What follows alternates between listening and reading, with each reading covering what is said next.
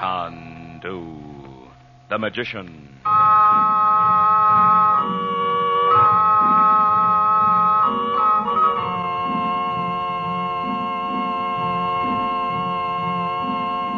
Good evening, ladies and gentlemen.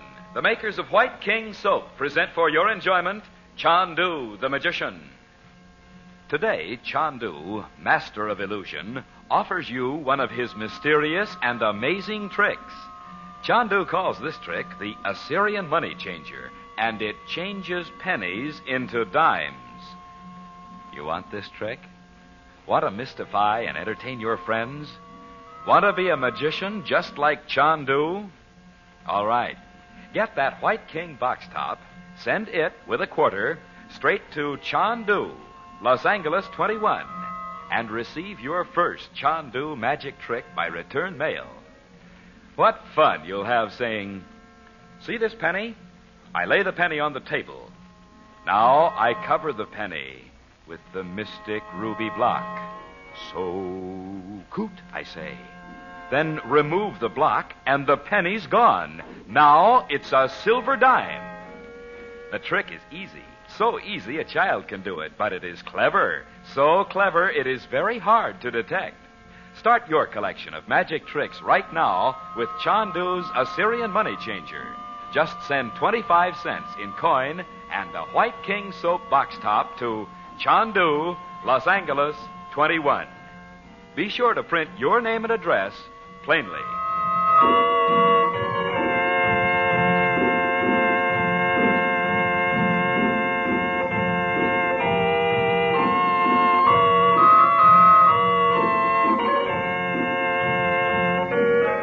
Frank Chandler has discovered that secret agents are still carrying forward the plan of world conquest devised by the sinister Roxor before his death.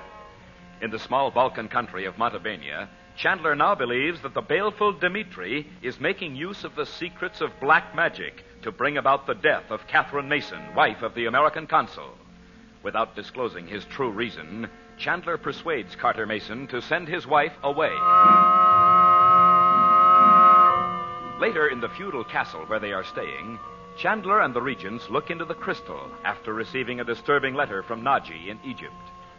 They see Naji in the ancient room of the alchemist, facing a great mirror.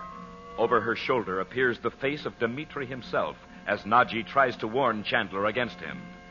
And Chandler does not know that even as they listen, Dmitri's evil spell once more falls over Bob. It is broken off when a shadowy figure appears in the hall. Bob runs out to look, but no one is there.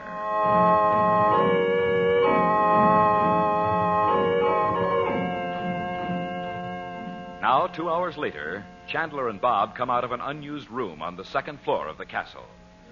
Chandu the Magician. Well, there's no use going any farther with this Bob. He's definitely not up here. Well, there are dozens of rooms we haven't been in yet, Uncle Frank. Well, not close enough to the lower hall. You were out there within a few seconds after you and Betty saw him. Well, maybe he didn't come upstairs at all. We'd have heard from Mara if he'd gone through the kitchen. She and Lugos are only too willing to believe in the castle ghost. Look, you don't think it was a ghost Betty and I saw. You know, I'm beginning to wonder if you really saw anyone. We sure did. I did anyway. Right down there at the foot of the stairs. He looked as if he was sitting on the bottom step. Well, He could have whipped upstairs when I came back to tell you he was gone, couldn't he? then where is he? Well, you've got me. Didn't you find anyone, Frank? No, Dot. I hope he isn't hiding up there somewhere. I'll be afraid to go up and change my dress for dinner. Well, he can't be on the second floor, Betty. And I've locked every door up there except our bedrooms. And here are the keys. That's something I've been wanting to do ever since we came here. Why, there must be dozens of them. You can put them in the chest over there, Frank. Yeah. You'd sure clank if you went around with them in your pockets. Well, remember where they are in case we need them. But who could that have been on the stairs? Darling, you and Bob must have imagined it. The firelight and the shadows. I know I saw a face out there. Maybe he climbed out a window. Oh, don't be silly. These windows were built to keep out arrows in a battle. The thin man couldn't squeeze through them. Of course not. Look at them, Betty. Come on now, dear. We'll go up and check. Oh, wait for me, Mother. If I see him again, I'll just die. I'm going to have another look around on this floor, Bob. For a guy that doesn't think we saw anybody. I didn't say that. I just want to make sure. Well, yell if you want me. Oh, it sure is funny. Hi. Well, I'll see who it is, Mom.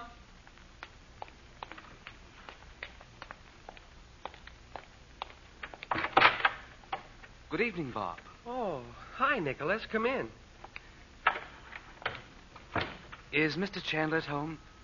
I know this is an inconvenient hour to drop in, but I'd like very much to speak to him. Oh, sure. He'll be back in a minute. Well, come on in here. Thank you.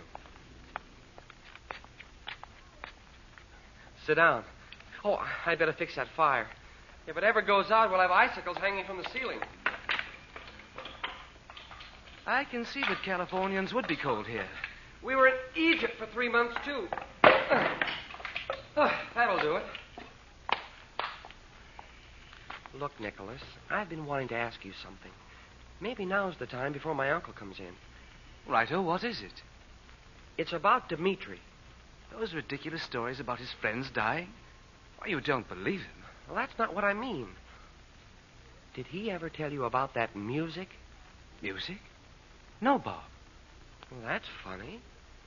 You and he are pretty good friends.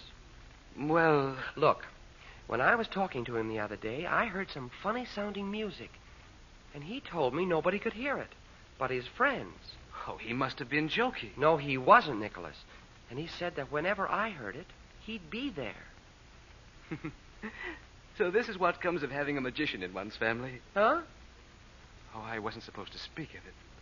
But surely you know. Oh, yeah. But how did you? Bob, he saved my life with his uncanny ability in Tibet. For Pete's sake. No wonder he acted as if he knew you that night at Mr. Mason's. No. But look here, Bob. About Dmitri. Now, you can't make me think it isn't so. Because I've heard that music twice since. What do the others think it is, Bob? Well, they don't even seem to hear it. What? Well, they never say anything about it. I thought you'd be sure to know what it is. If it really worries you, I'd speak to Mr. Chandler. I was going to. Only. Oh, I think this gloomy old castle's getting on your nerves. Heavens knows there are enough superstitions about it, too. Oh, Mr. Chandler. Oh, good evening, Nicholas. Good evening, sir. Oh, he wants to talk to you, Uncle Frank. I'll go and get cleaned up for dinner. I won't keep you long, Mr. Chandler. Well, I'm glad to see you. Won't you stay and have dinner with us? I'm afraid I can't. Jan Metzos is dining with my father and me in an hour. I see. Cigarette, sir? Thank you. I don't know why I should come to you with this, except that Jan Metzos doesn't seem to like you. And since I don't like him... Just what is it, Nicholas? Well, Metzos and Dmitri have suddenly become as thick as thieves. And I am beginning to wonder why. You've changed since that night in Tibet. I hope so, sir. I've never really taken to politics seriously. There's always been someone running about whispering and plotting. You know the Balkans, comic opera revolutions. Which haven't been so comic after all, as it's turned out. No, sir. Oh, not that we've had a revolution here when Metzos came. It was more of an infiltration. And my father gave up the throne to prevent a civil war. That must have been a heart-rending decision to make. It was. Although it meant nothing to me at the time. But now, well, I think there's something else going on, and I can't find out what it is. Well, I thought you didn't care about the government. I find I do, after all. If I allow Metzos to send me back to Paris again, and if anything happens to my people, I shall be responsible. Nicholas, I can't tell you how I know, but Metzos is planning something. He is? And you mustn't go back to Paris. You'll be killed if you do. But, Mr. Chandler... If you tell anyone I've said this, Metzos will ask my government to order me home. Of course I won't, sir. Just refuse to go to Paris. Metzos can't afford to make an issue of it yet. But then Dmitri can't be involved with him. Why? Because, well, when he first came here, he tried to persuade Metzos to get rid of you. But now he says it doesn't matter. That you aren't as important as he'd thought. Good. Do you mean you know what Metzos is going to do? Well, not exactly, but I know Dimitri's planning something besides, on his own. But what could he plan? A personal matter, nothing to do with you or the country. He seems so different here than he did in Paris. Don't let him know you think so. Well, I invited him here, and I can ask him to go. No. No, when the time comes, I'll deal with him on his own grounds. But, Mr. You've Chandler... asked my advice, and here it is. Treat Dimitri exactly as you always have. And Metzos. I've already told him I didn't want to go back to Paris. Well, that's all right. Let him think you're just bored with school. If you can convince him you're completely irresponsible, so much the better.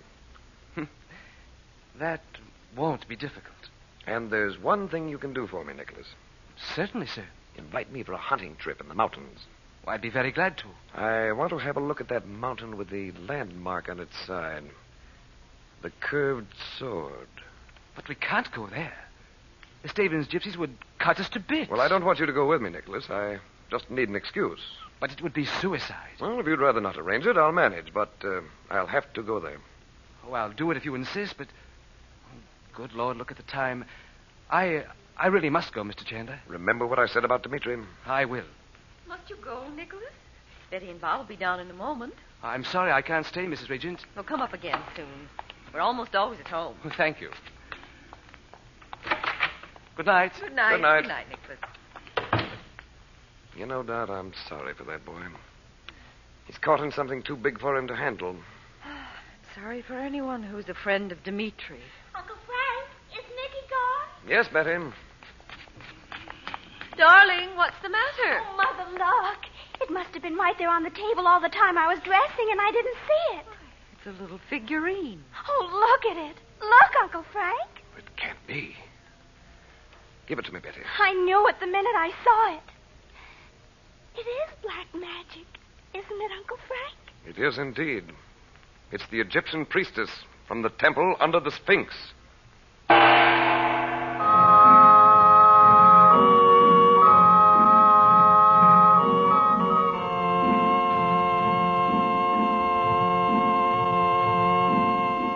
Would you like to be a magician? Would you like to mystify your friends with magic tricks? Chandu the Magician has a magic trick for you. Chandu calls it the Assyrian money changer.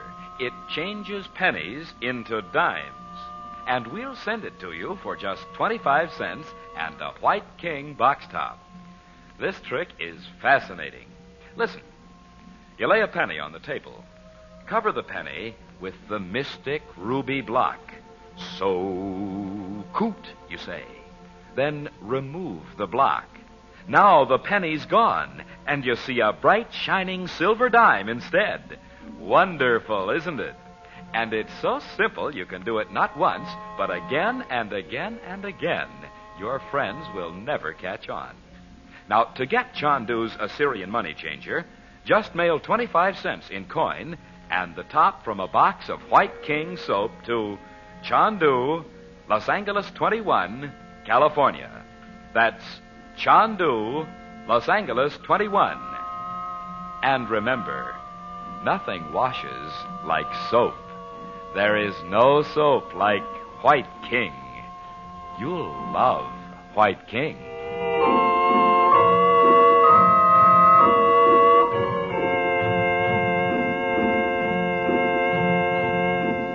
Chandu the Magician is presented for your enjoyment every weekday evening.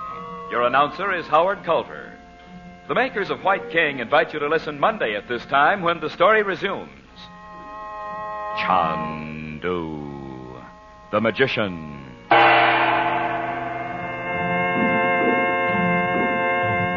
This is the Mutual Don Lee Broadcasting System.